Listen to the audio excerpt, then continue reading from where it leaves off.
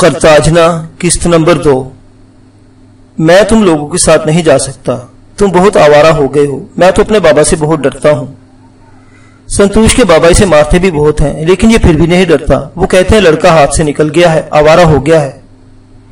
یہ افرانس کی آواز تھی۔ افرانس اشمون کے پجاری میکالوس کا بیٹا تھا، وہ سچ مچ بزدل لڑکا تھا۔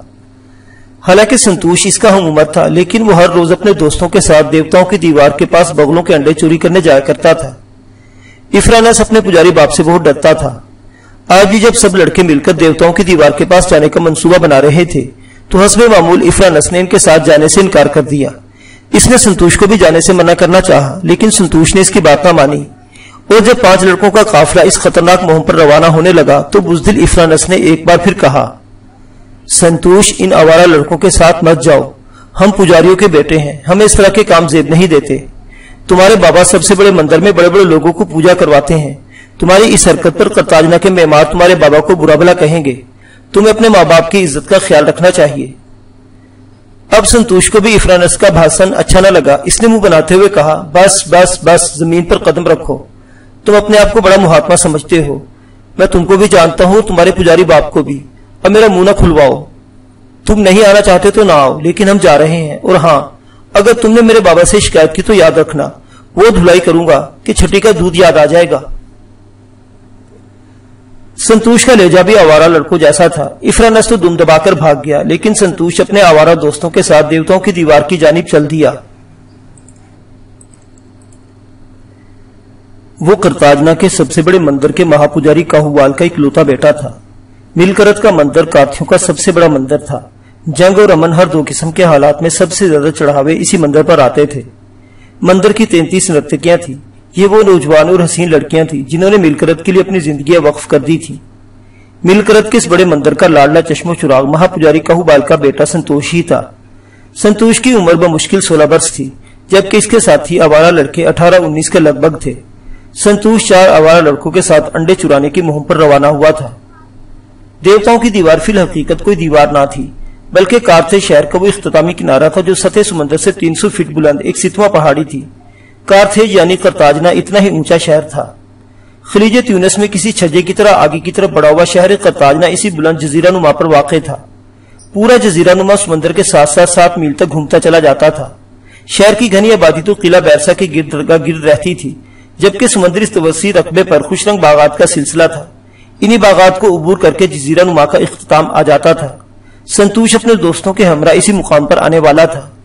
حالانکہ یہ جگہ نوعمر لڑکوں کے کھیلنے کے لیے مناسب نہ تھی کیونکہ 300 فٹ کی بلندی سے اگر کسی کا پیر پھسل جاتا تو وہ سیدھا سمندر میں جا گرتا۔ دراصل پہاڑی اتنی ستواں تھی جیسے کوئی دیوار۔ سمندری بگلے اور کئی قسم کے پرندے اسی پہاڑی کے مختلف رخنوں اور دراڑوں میں اپنے گھونسلے بناتے تھے۔ سنتوش اور اس کے دوستوں کو انہی گھونسلوں تک پہنچنا تھا۔ دوپہر کے قریب سنتوش اور اس کے دوست اس ویرانے میں آ پہنچے۔ دراصل باغات کا سلسلہ ختم ہوتے ہی نہایت خاموش اور ویران چٹانوں کا سلسلہ تھا جو دیوتاؤں کی دیوار پر جا کر ختم ہو جاتا۔ سنتوش تھا تو لڑکا لیکن وہ لڑکیوں سے بھی زیادہ حسین تھا۔ اگرچہ اہل قرطاجنہ مجموعی طور پر سب کے سب پرجمال چہرے تھے لیکن ملکرت کے مہا پجاری کا بیٹا اتنا حسین تھا کہ گویا ہاتھ لگانے سے میلا ہوتا تھا۔ اس کے آوارہ دوست اسے بگلوں کے بہانے یہاں لے آئے لیکن ان کا مقصد آج کچھ اور تھا۔ سنتوش اور اس کے دوست جب ویران چٹانوں میں آ پہنچے تو سنتوش کو اپنے آوارہ دوستوں کے چہروں پر کچھ عجیب سے تاثرات دکھائی دیے۔ وہ کچھ نہ سمجھا لیکن اس کا دل دھک دھک کرنے لگا۔ دراصل اس کی چھٹی حص خطرے کا الارم بجا رہی تھی۔ آوارہ لڑکے مہا پجاری کے معصوم بیٹے کے ساتھ زیادتی کرنے کے در پہ تھے۔ جب سنتوش اور اس کے دوست سب کی نظروں سے اوجھل ہو گئے اور ساحل کی بلند ترین کنارے پر آ پہنچے تو سب سے بڑے لڑکے نے سنتوش کو رکنے کے لیے کہا، سنتوش یار، بگلے کا انڈا تو کیا، ہم تمہیں بہت سے بگلے پکڑ کر دیں گے، تم بس ہمارا تھوڑا سا کام کر دو۔ سنتوش کچھ نہ سمجھا۔ ایک لڑکے نے اچانک اپنے لباس سے خنجر نکال لیا اور اس نے اپنا 2 دھاری خنجر سنتوش کی آنکھوں کے سامنے لہراتے ہوئے کہا، دیکھو سنتوش، تم سیدھی طرح ہمارے ساتھ تعاون کرو، اگر تم نے تعاون نہ کیا تو پھر ہو سکتا ہے ہمیں ٹیڑھی انگلی سے گھی نکالنا پڑے۔ اب سنتوش کو یقین ہو گیا کہ وہ ان آوارہ لڑکوں کی ہوس کا نشانہ بننے سے نہیں بچ سکتا۔ ایک بار تو اس کی جی میں آئی کہ سر پر پاؤں رکھ کر بھاگ کھڑا ہو، لیکن پھر چمکتے ہوئے خنجر کو دیکھ کر اس نے یہ خیال ترک کر دیا۔ اگلے لمحے وہ ان آوارہ لڑکوں کی دستے برد میں تھا۔ ظلم کا نشانہ بننے کے بعد سنتوش میں اٹھ کر گھر واپس جانے کی سکت نہ تھی۔ کافی دیر تک نڈھال رہنے کے بعد آخر کار اس نے ہمت کی اور گرتے پڑتے بالآخر ملکرت کے مندر تک آ پہنچا۔ مندر کے دروازے پر ہی ملکرت کی ایک نرتکی شیتل، جس نے مہا پجاری کے لاڈلے بیٹے سنتوش کو نہایت خستہ حالت میں دیکھ لیا، پہلے تو وہ ٹھٹکے پھر پاگلوں کی طرح سنتوش کی طرف دوڑی۔ سنتوش کی آنکھیں سوج چکی تھیں۔ اس نے سرخ آنکھوں میں سے ایک نظر شیتل کو دیکھا اور پھر نہ جانے کیا سوچ کر شرم سے جھکا لیا۔ شیتل کچھ نہ سمجھی، چنانچہ وہ بڑی بے ساختگی کے ساتھ پوچھنے لگی، کیا ہوا سنتوش؟ تمہیں کیا ہوا؟ کسی سے جھگڑا ہو گیا؟ لیکن سنتوش کچھ نہ بول رہا تھا۔ شیتل نے اس کی کمر میں ہاتھ ڈالا اور اسے سہارا دے کر چلنے لگی۔ چلتے چلتے اچانک سنتوش کے ذہن میں ایک خیال آیا اور وہ رک گیا۔ اس نے مندر کی حسین ناری کی جانب ایک نظر دیکھا اور پھر نہایت عاجزی کے ساتھ شیتل سے کہنے لگا، شیتل کیا تم میری مدد کر سکتی ہو؟ ہاں ہاں کیوں نہیں، تم بولو۔ تم مجھے اپنے گھر مت لے جاؤ بلکہ اپنے کمرے میں لے جاؤ، میں بابا کا سامنا نہیں کر سکتا۔ ایک بار تھوڑا سا سنبھل جاؤ پھر گھر چلا جاؤں گا۔ مندر کا احاطہ بہت بڑا تھا۔ مندر کی عمارت میں نرتیوں کے الگ الگ کمرے بنائے گئے تھے۔ شیتل نے پھٹی پھٹی آنکھوں سے سنتوش کے برملو چہرے کو دیکھا اور بھی کچھ سمجھے بغیر سنتوش کی بات ماننے کے لیے تیار ہو گئی۔ وہ سنتوش کو سہارا دے کر چل رہی تھی۔ شیتل مہا پجاری کے گھر کی طرف بڑھنے کے بجائے اندرونی عمارت کی طرف بڑھ گئی جہاں اس کا اپنا کمرہ تھا۔ دوپہر ڈھل چکی تھی اور یہ وقت نرتیوں کے آرام کرنے کا وقت تھا۔ یہی وجہ تھی کہ تمام نرتکیاں اپنے اپنے کمروں میں تھیں۔ شیتل سنتوش کو سہارا دے کر اپنے کمرے میں لے آئی۔ اس نے سنتوش کو اپنے آرام دہ بستر پر لٹا دیا۔ وہ ابھی تک کچھ نہ سمجھ پائی تھی۔ سنتوش کا چہرہ ہلدی کی طرح زرد ہو چکا تھا۔ شیتل نے اس سے پوچھنا شروع کیا، اب بتاؤ سنتوش، تمہاری کس کے ساتھ لڑائی ہوئی ہے؟ تمہارا چہرہ پیلا کیوں پڑ گیا ہے؟ کیا تمہیں کوئی اندرونی چوٹ آئی ہے؟ اب بھلا سنتوش ایک لڑکی کو کیا جواب دیتا؟ وہ مارے شرم کے کچھ نہ بولا، لیکن شیتل کے اصرار کرنے پر بالآخر اس نے صرف اتنا کہا، میری کسی کے ساتھ لڑائی نہیں ہوئی، بس تم یوں سمجھ لو کہ میری طبیعت خراب ہے۔ تو پھر میں طبیب کو بلاؤں؟ مجھے تو لگتا ہے تم جھوٹ بول رہے ہو۔ مجھے بتا دو کہ اصل کیا ماجرا ہے، تبھی میں تمہاری کوئی مدد کر سکوں گی۔ تم مجھ پر بھروسہ کرو، مجھے اپنا دوست سمجھو۔ سنتوش، جوانی سے بھرپور اور بدمست حسن کی مالک شیتل نے بڑے پیار کے ساتھ اپنی ملائم ہتھیلی سنتوش کے رخسار پر پھیری۔ سنتوش کو شیتل کے لہجے میں اتنی ہمدردی اور اپناپن محسوس ہوئی کہ اس نے چاہا کہ شیتل کو سب کچھ بتا دے، لیکن ابھی وہ جھجک رہا تھا۔ اس نے ڈرتے ڈرتے شیتل سے پوچھا، شیتل کیا تم میرا راز رکھو گی؟ بہت شرم کی بات ہے، میں تمہیں نہیں بتا سکتا۔ ایسا لگتا ہے تمہیں بتاؤں تو تمہاری نظروں میں گر جاؤں گا، کیونکہ اپنی نظر میں تو میں پہلے ہی گر چکا ہوں۔ اب تو شیتل کی حیرت آسمان کو چھونے لگی۔ آخر ماجرا کیا ہے؟ اس کا دل دھک دھک کرنے لگا، لیکن اس نے 16 سالہ سنتوش کا ہاتھ اپنے ہاتھ میں لے کر پیار بھرے انداز میں دباتے ہوئے سنتوش کو تسلی دی، تم خاطر جمع رکھو، تمہارا راز گویا میرا راز ہوگا، تم بے فکر ہو کر مجھے بتاؤ کہ تم پر کیا بیتی۔ تب اس نے ہمت کر کے مختصر الفاظ میں اپنے ساتھ ہونے والے ظلم کے بارے میں اسے بتایا۔ اب شیتل سمجھ چکی تھی۔ اس کے دیدے حیرت اور افسوس سے پھیل گئے۔ اس کے جسم کا دوران خون یکلخت مشتعل ہو گیا، حتیٰ کہ دکھ اور افسوس کی شدت سے اس کی آنکھوں میں پانی بھر آیا۔ وہ سنتوش کی بات سن کر فی الحقیقت بوکھلا گئی۔ یہ کیسا اندھیرا تھا؟ شیتل کے لبوں سے بے اختیاری الفاظ نکلے، ملکرت اور اشمون ان کو غارت کرے جنہوں نے تمہارا یہ حال کیا۔ میں تو کہتا ہوں تم اپنے بابا کو سب بتا دو، وہ فینکیوں کے سب سے بڑے مندر کے مہا پجاری ہیں، وہ چاہیں تو لڑکوں کو موت کی سزا بھی دلوا سکتے ہیں۔ نہیں نہیں، دیوتاؤں کے لیے ایسا مت کہو، تائید کی قسم، اس طرح بڑی بدنامی ہوگی۔ تم جانتی ہوئے بات مجلس عامہ تک پہنچ گئی تو میں قرطاجنہ میں کسی کو منہ دکھانے کے قابل نہیں رہوں گا۔ میں نے دل میں ٹھان لیا کہ میں خود انہیں سزا دوں گا۔ تم میرے ساتھ وعدہ کرو، تم کسی کو نہیں بتاؤ گی۔ میں نے تم پر بھروسہ کیا ہے، تم وعدہ کرو، جب تک سمندر کا پانی رک نہیں جاتا تم میری بات کو راز رکھو گی۔ شیتل ایک ذہین لڑکی تھی، وہ جلدی سنتوش کا مدعا سمجھ گئی۔ اس نے سنتوش کا ہاتھ اپنے ہاتھ میں لے کر وعدہ کیا کہ وہ کسی سے تذکرہ نہیں کرے گی۔ سنتوش اب مطمئن تھا۔ شیتل مندر کے طبیب سے اپنا پتہ بتا کر اس سے دوا لے آئی۔ تکلیف میں کچھ افاقہ ہوا تو اس کی آنکھ لگ گئی اور مندر کی ناری نوجوان شیتل اس کے پہلو میں لیٹی اس پر ہونے والے ظلم کو سوچ سوچ کر کڑ رہی تھی۔ مہا پجاری کہو بال کا بیٹا گھر نہ آنے کی خبر ملکرت کے مندر سے اشمون اور اشمون کے مندر سے تائید تک پھیل گئی۔ مہا پجاری کے ہر کارے جگہ جگہ سنتوش کو ڈھونڈ رہے تھے۔ اشمون کے پجاری میاکوس کے بیٹے فرانس کے بتانے پر گھڑ سواروں کا ایک دستہ رات کی تاریکی میں دیوتاؤں کی دیوار تک بھی گیا، لیکن سنتوش وہاں بھی نہیں تھا۔ مہا پجاری افرانس سے لاکھ پوچھتا رہا کہ وہ آوارہ لڑکے کون تھے، لیکن افرانس انہیں شاید جانتا ہی نہیں تھا۔ صورتحال بڑی گمبھیر تھی۔ مہا پجاری صبح سے پہلے لڑکوں کو تلاش کرنے کی بھی کوئی کامیاب کوشش نہیں کر سکتا تھا۔ یہی وجہ تھی کہ اپنی اکلوتے بیٹے کی گمشدگی کر تقریباً پاگلوں جیسا برتاؤ کر رہا تھا۔ صبح تک سنتوش کو کافی آرام آ گیا، لیکن ابھی تک چل نہیں سکتا تھا۔ الاسف جب اس کی آنکھ کھلی تو اس اپنے پہلو میں شیتل کو سوتے ہوئے پایا۔ شیتل کا نرم و اداس بدن سنتوش کے بدن سے مکس ہو رہا تھا۔ وہ بے خبر سو رہی تھی۔ چراغ کی روشنی میں اس کا حسن کچھ اور بھی نکھر گیا تھا۔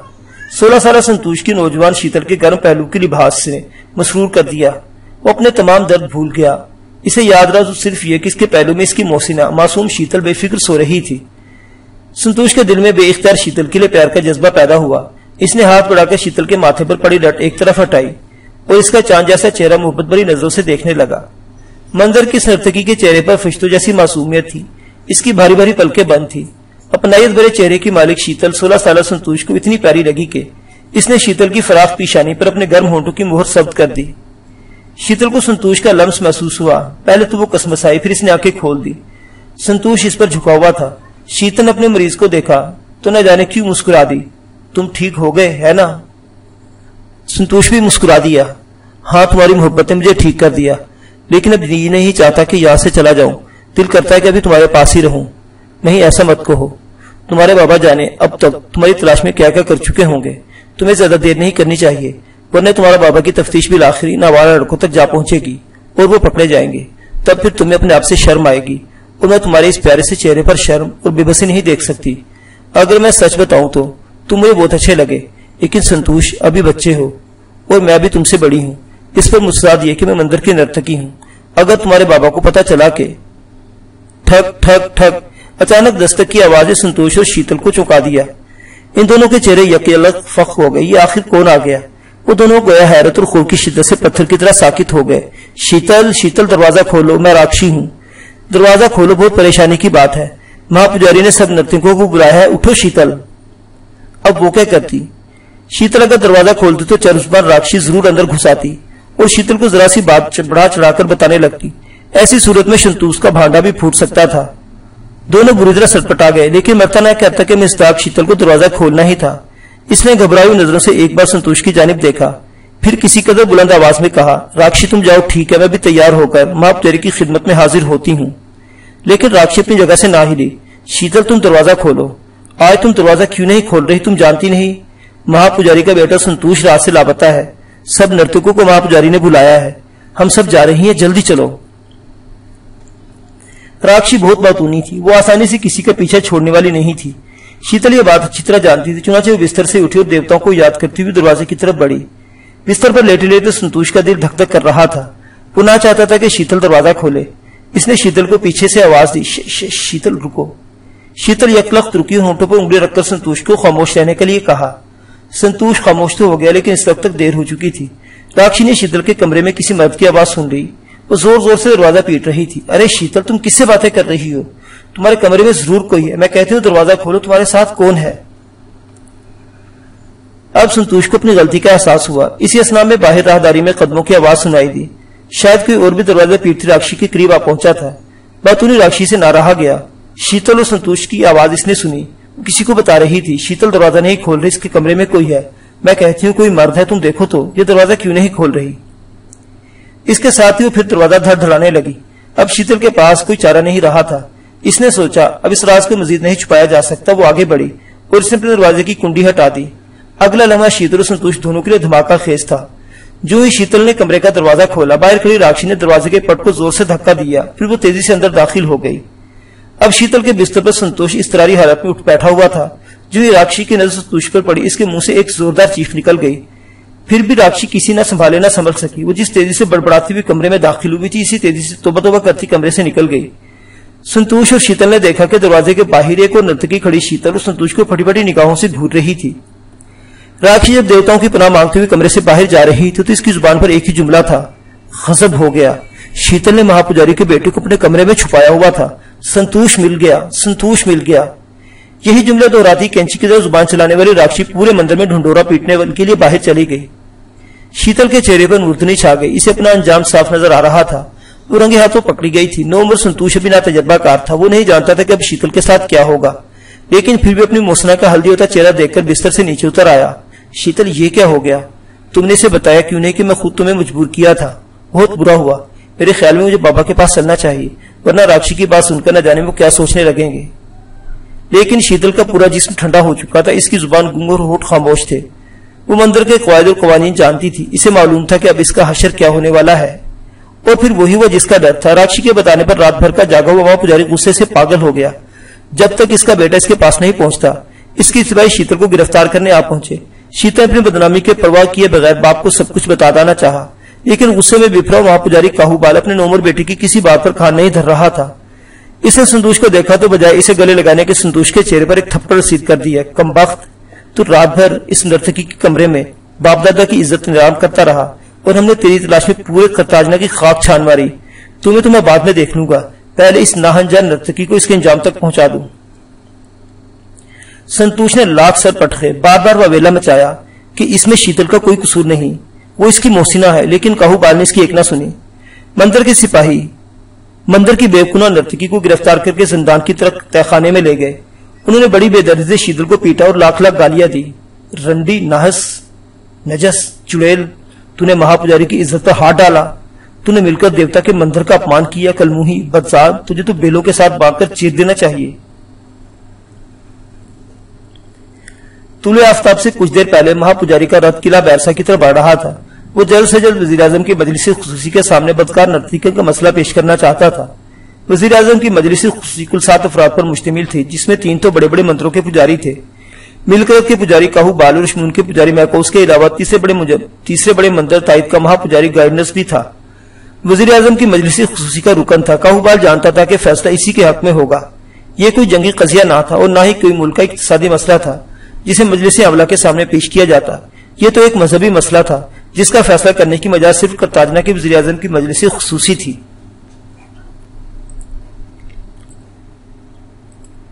اور پھر توقع کے عین مطابق ملکرت کا مہا پجاری شیتل کی سزائے موت کا پروانہ لے کر ہی لوٹا.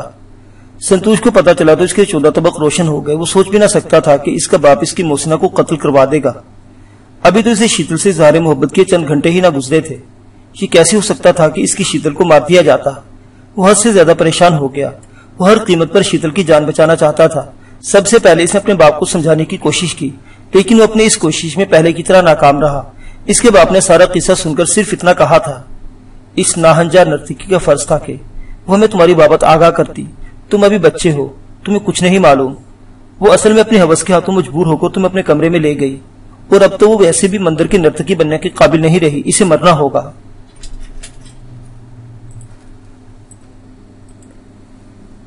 سنتوش اچھی طرح جان گیا کہ اس کا باپ شیتل کو نہیں چھوڑے گا. شیتل کو اگلے صبح سولی پر ٹھونکا جانا تھا.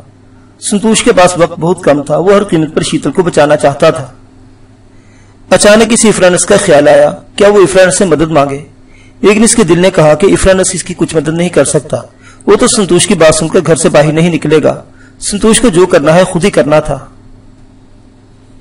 غروب آفتاب تک سنتوش پاگلوں کی طرف اپنے کمرے میں ٹہلتا رہا، اور پھر اچانک اس کے ذہن میں ایک ترکیب آئی. اسے اپنا دوست کیدار یاد آیا، وہ دیو قامت لیبیائی سپاہی جس سے سنتوش سے وعدہ کیا تھا کہ وہ ہمیشہ اس کے کام آئے گا، کیونکہ سنتوش نے اس سے سالانہ عید کے موقع پر مل کر دیوتا کے جام میں شراب پلائی تھی. ملکرت کے مندر میں رکھا چاندی کا وہ جام قسمت والوں کے حصے میں آتا تھا.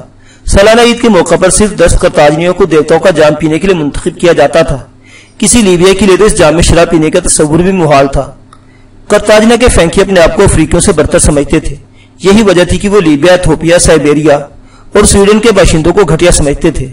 لیکن سنتوش کی پرزور سفارش پر اس کے باپ نے پہلی مرتبہ ایک لیبیائی سپاہی کو بھی دیوتا کا جام پینے والوں میں شامل کیا.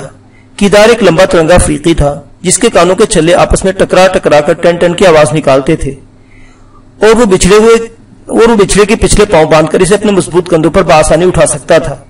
قرطاجنہ کے معماروں نے سالانہ عید کے موقع پر بڑے بڑے عمرہ کے بجائے ایک لیبیائی کو جام پینے والوں کی کتار میں دیکھا تو اپنے مہا پجاری کے خلاف طرح طرح کی باتیں بتانے لگے. لیکن کاہو بال اپنے لاڈلے بیٹے کی کوئی بات نہ ٹال سکتا تھا. نو عمر سنتوش تو لیبیائی سپاہی کو جانتا تک نہیں تھا.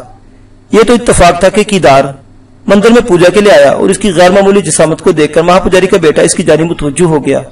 سنتوش نے اس میں دلچسپی لی اور اس نے جنگوں کے بارے میں طرح طرح کے سوالات کیے، اور اس طرح عمروں کے فرق کے باوجود دونوں میں اچھی دوستی ہو گئی. آج سنتوش کو اس لہیم شہیم لیبیائی کی یاد آئی. وہ بجلی کی طرح اپنے کمرے سے نکلا اور سب کی نظروں سے بچتا بچاتا مندر سے باہر آ گیا.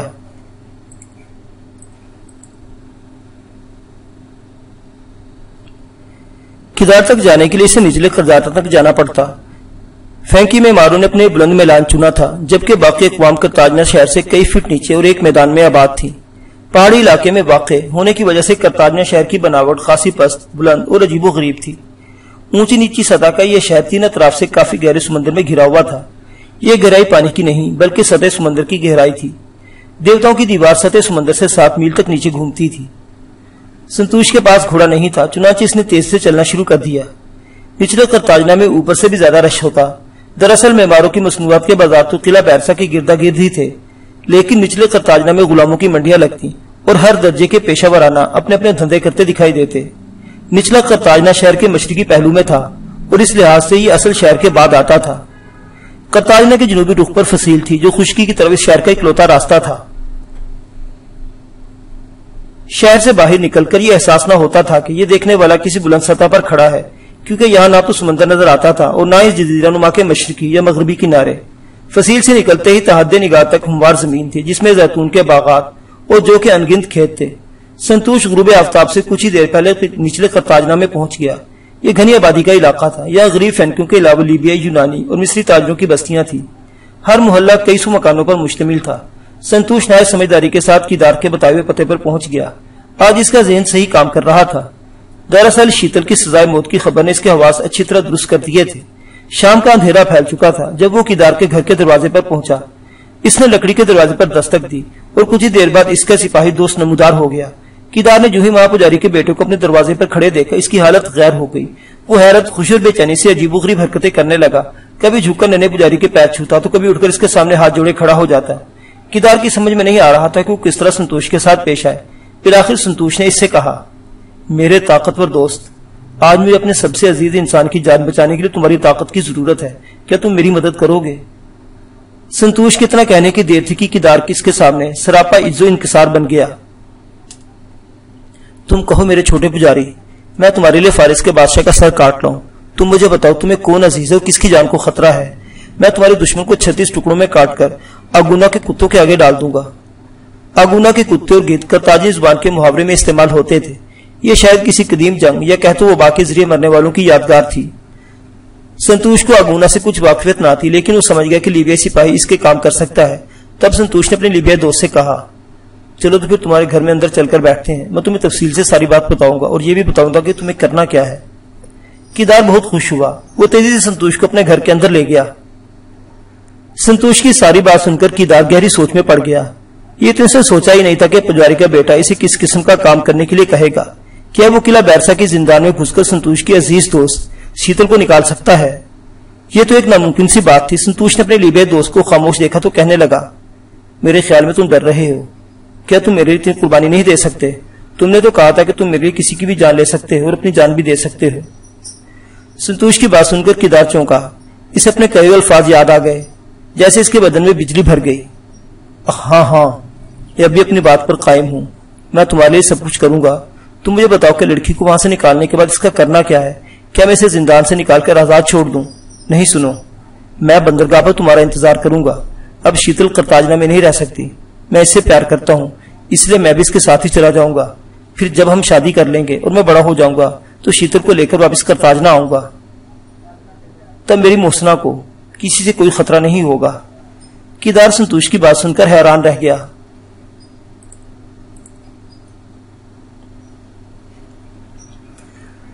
چھوٹے پجاری، آپ گھر چھوڑ کر جا رہے ہیں؟ یہ تو بڑی بری بات ہے۔ آپ ابھی چھوٹے اور نا تجربہ کار ہیں۔ آپ ایک لڑکی کو لے کر کہاں جائیں گے؟ آپ کو تو یہ بھی نہیں پتا کہ کرتاجنا کے نزدیک ترین شہر کون سا ہے۔ کیدار کی بات ٹھیک تھی، لیکن آج سنتوش ٹھان چکا تھا۔ اس نے ایک عزم کے ساتھ کہا، میں گھر سے جا نہیں رہا ہوں، بلکہ جس ناتجربہ کاری نے کل مجھے تار تار کر دیا، اسی ناتجربہ کاری کو تجربہ کاری میں بدلنے جا رہا ہوں۔ اور اگر یہ بات ہے کہ میں نے کوئی شہر نہیں دیکھا تو پھر تم میرے ساتھ چلو، میں تمہیں منہ مانگا انعام دوں گا۔ میرے گلا کی 13 مالائیں ہیں جو میں سالانہ عید کے دن پہنتا ہوں۔ ان میں سے ہر ایک نہایت قیمتی پتھر سے عمدہ طریقے سے بنائی گئی ہے۔ تم چاہو تو میں اپنی ساری مالائیں تمہیں دے سکتا ہوں، پھر تمہیں زندگی بھر کسی کی غلامی کرنے کی ضرورت نہیں۔ مہا پجاری کی اکلوتے اس بیٹے سنتوش کی ذاتی استعمال کی چیزیں بھی فی الواقع قیمتی تھیں۔ کہوبار کو سنتوش سے بڑی امیدیں تھیں۔ وہ اپنے آپ کو کرتاجنا کا سب سے بڑا آدمی بنانا چاہتا تھا، سب مندروں کا مہا پجاری، جس کا حکم مجلس کرتاجنا کے لیے آسمانی تعزیر کا درجہ رکھتا تھا۔ महापुजारी काहूबाल खुद भी महापुरुष के ओहदे पर फायज नहीं था। महापुरुष का कोई मंदिर ना था, बल्कि देवताओं की दीवार के पास महापुरुष का अपना मीनार था, जिसे कर्ताजना के लोग बुर्ज आजम कहकर पुकारते थे। देवताओं की दीवार 7 मील तक कार्थेज की जजीरा नुमा के गिर्द घूमती थी। जिस मुकाम पर संतोष को बेआबरू किया गया था, वो मुकाम बुर्ज आजम से बहुत दूर था। बुर्ज आजम कर्ताजना की दूसरी बंदरगाह के अकब में दूर से नजर आने वाली एक ऊंची इमारत थी, जो चारों तरफ से बागात में घिरी हुई थी। अंगूर, जैतून और अनानास के अलावा शहतूत और खजूर के बेशुमार दरख्तों के दरमियान घिरी बुर्ज आजम की इमारत जमीन से 8 मंजिल बुलंद थी। वो दूर समंदर में तैरते हुए जहाज बुर्ज आजम को देखते तो इन्हें अपने सरों पर खुदा के साए का एहसास होता। वो जानते थे कि इस बुर्ज में फैंकी कौम का सबसे बड़े महान और सबसे बरगुज़ीदा इंसान क़याम पज़ीर था। महापुरुष का नाम तालूसा था। 80 साल से ज्यादा का उम्र का ये बुजुर्ग सिर्फ 3 साल की उम्र में महापुरुष बन चुका था।